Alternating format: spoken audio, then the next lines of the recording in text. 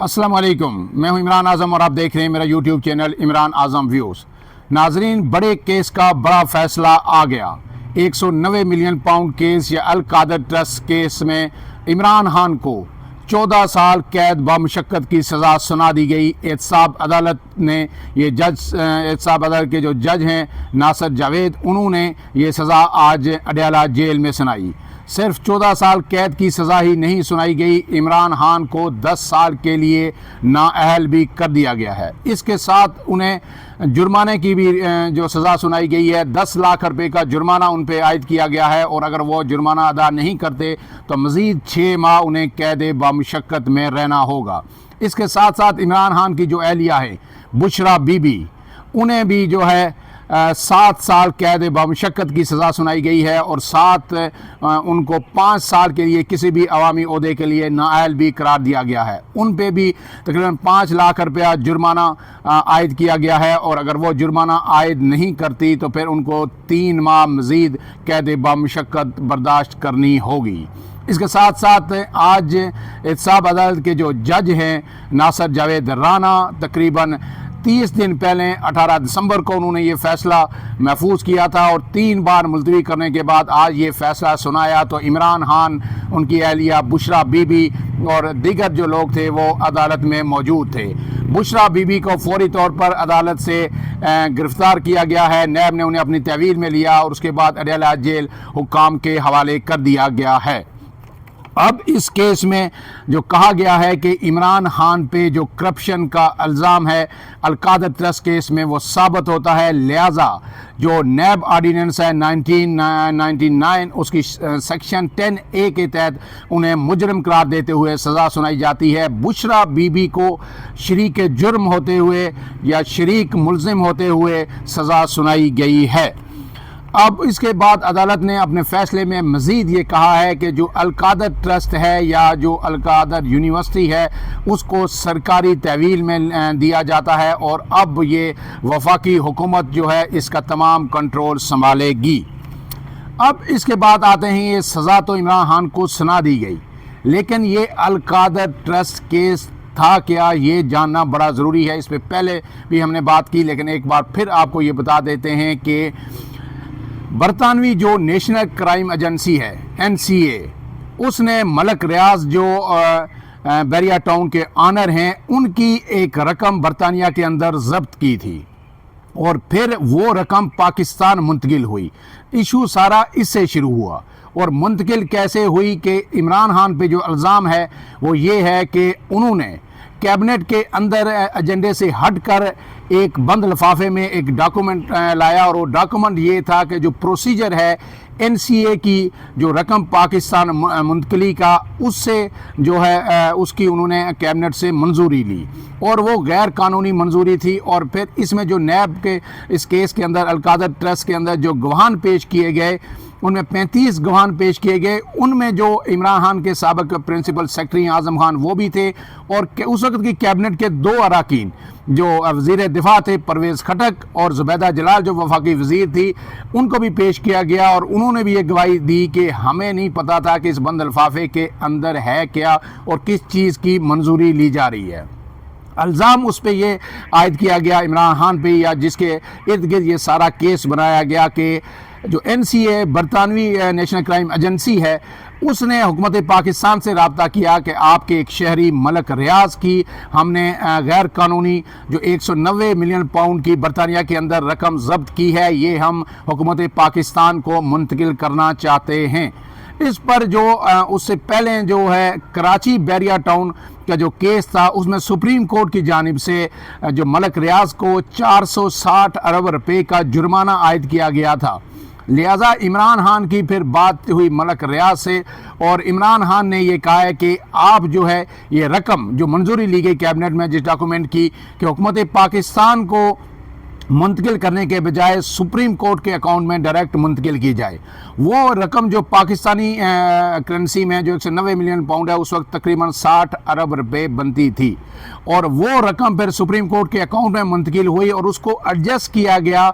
जो मलक रियाज को Karachi Bairiya town case में 460 अरब रुपए का जुर्माना हुआ था, उसमें 60 अरब को एडजस्ट किया गया। अब इससे आगे बात ये आती है कि उस इमरान खान ने ये फेवर क्यों दी।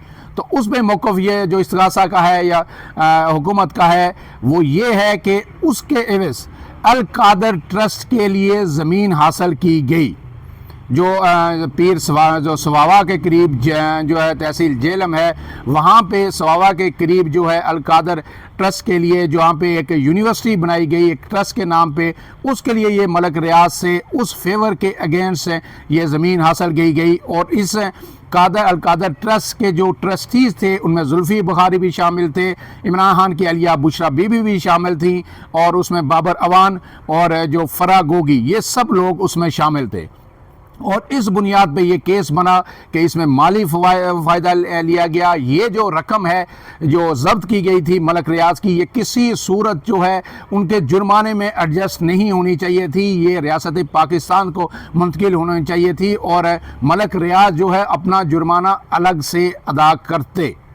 और ये अब जो इस केस में जो शहजाद अकबर है वो भी उस वक़्त अहम जिम्मेदारी थी हुकूमत में उनके पास, उन्हें फरा गोगी को और जुल्फ़ी बुखारी को और मलक रियाज को और उनके बेटे अली रियाज को इश्तियारी करार दिया गया है। मैंने पहले भी आपको बताया था वो बैरून मुल्क है, उन्हें जो है इन लोगों को इंटरपोल के ज़रिए ना गिरफ़्तार किया गया, ना इस मुकदमे में उनका कोई ट्रायल हुआ, ना वो आए।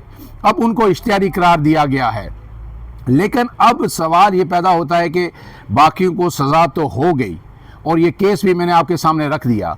बुशरा बीबी का बराह रास्त कोई इससे ताल्लुक़ नहीं था। बुशरा बीबी ना किसी अवामी ओहदे पे थी ना कैबिनेट में थी, लेकिन उन्हें सिर्फ इस बुनियाद पर सज़ा दी गई कि वो इमरान खान की एहलिया थी और वो इसकी बेनिफिशरी एक तरह से उन्हें साबित किया गया या उन्हें कहा गया कि ये शरीक जुर्म थी और ये ट्रस्टी थी। एक ट्रस्ट की माली करप्शन या कोई फ़ायदा लेने का इल्ज़ाम उन पर बराह रास्त कोई भी नहीं था, ठीक है। और इमरान खान पे भी बराह रास्त कोई फ़ायदा लेने का नहीं था, सिर्फ ये इल्ज़ाम था कि ये रकम जो है हुकूमत के अकाउंट में आनी चाहिए थी, सरकार के अकाउंट में आनी चाहिए थी।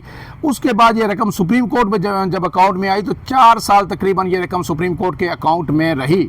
सुप्रीम कोर्ट इस पर प्रॉफिट भी लेता रहा और उसके बाद फिर ये स्टेट बैंक को ये रकम मुंतकिल की गई। आज जो फैसला आया उसमें भी ये जो वजह बयान की गई वो यही है कि जनाब एक जो निजी हाउसिंग सोसाइटी है लफ्ज़ आज भी बैरिया टाउन कहीं भी इस्तेमाल नहीं किया गया। कहा क्या कि ये रकम खिलाफ ज़ाब्ता निजी हाउसिंग सोसाइटी को जो जुर्माना हुआ था उसमें ये रकम एडजस्ट की गई है।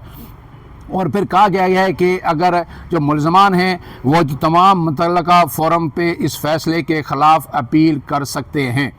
अब मैं आपको बताऊं कि ये मलक रियाज आज भी अगर उनके सोसाइटी का नाम नहीं चलता तो ये मलक रियाज वो हैं कि बैरिया टाउन में कोई भी जब जुर्म होता था, कोई कत्ल हो जाए, कोई डकैती हो जाए, तो पूरे इलेक्ट्रॉनिक मीडिया पे अखबार में कहीं भी बैरिया टाउन का नाम नहीं आता था या मलक रियाज का नाम नहीं आता था। ये लिखा जाता था, अगर ख़बर पहली बात है चलती ही नहीं थी, अगर चले भी तो ये कहा जाता था, ये लिखा जाता था कि थाना लोई बीर के इलाके में वाकई एक निजी सोसाइटी में ये वाक़या पेश आया।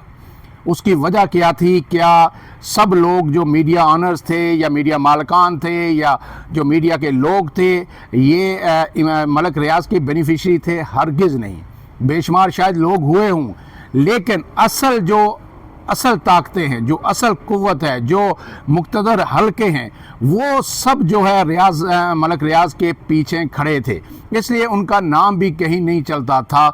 लेकिन फिर वक्त ने करवट बदली और वही केस जिसमें फ़ायदा मलक रियाज को पहुंचा, 60 अरब रुपया उनका एडजस्ट हुआ, वही इमरान खान के गले का वो केस वो फंदा बन गया और मलक रियाज अपना बोरिया बिस्तर यहाँ से समेट के अब दुबई मुंतकिल हो चुके हैं और अब उन्होंने अपना सरमाया यहाँ से निकाल के दुबई में, आपको पता है कि एक बैरिया टाउन लॉन्च कर दिया है और पाकिस्तान के तमाम इन्वेस्टर्स से उनकी 2 से 3 मुलाकातें भी हो चुकी हैं और उसको फॉर्मली अनाउंस भी कर दिया गया है। और अब जो है दुबई हुकूमत के साथ मिलकर वहाँ पे बैरिया टाउन बनाया जा रहा है। गोया यहाँ से उनकी सारी इन्वेस्टमेंट भी चली गई और उसके बाद जो बैरिया टाउन है पाकिस्तान के अंदर, उसके मकीन जो है, उसके रिहायशी जो है, वो कई तरह के मसाइल का शिकार है। इस पर हम अलग से एक वीडियो ज़रूर करेंगे कि मलिक रियाज के जाने के बाद बैरिया टाउन का मुस्तकबिल जो है क्या है और लोगों को किस तरह के मसाइल का सामना है। लेकिन सरे-दस्त जो है इमरान खान को 14 साल कैद बमशक्कत इस अल कादर ट्रस्ट केस में सुना दी गई है और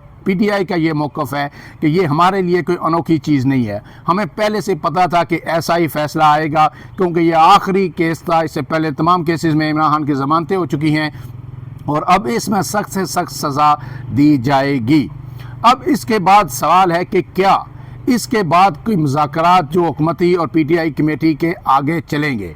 तो मुज़ाकरात पे कल ही एक बड़ा सवालिया निशान आयद हो गया था, जब हुकूमत की जानिब से प्रेस कॉन्फ्रेंस की गई थी और इंदिया दिया गया था कि ऐसा कोई जुडिशल कमीशन नहीं बनाया जाएगा। आज जब ये फ़ैसला भी आ गया है तो इसके बाद जो किसी हद तक मामलात इस्टेब्लिशमेंट के साथ भी बातचीत चल रही थी, मेरे ख्याल में इमरान खान अब जो है अपना भरपूर एहतजाज एक मरतबा फिर शुरू करेंगे। अडयाला जेल में जो है अली अमीन गंडापुर की इस केस के बाद इमरान खान से एक अलग मुलाकात होनी है, उसकी डिटेल्स बहुत ही अहम होंगी और इमरान खान उसमें फ़ैसला करेंगे, अपना आगे का लाएअमल देंगे कि आया ये मुज़ाकरात जारी रहेंगे या नहीं रहेंगे, यहीं पे उन्हें ख़त्म किया जाता है, या पीटीआई का इससे आगे का लाएअमल क्या होगा। क्या पीटीआई एक दफ़ा सड़कों पर आएगी या फिर जो हुकूमत को 7 दिन का वक्त दिया गया है उसका इंतज़ार करेगी और जो है उसके बाद अगला लाएअमल सामने आएगा।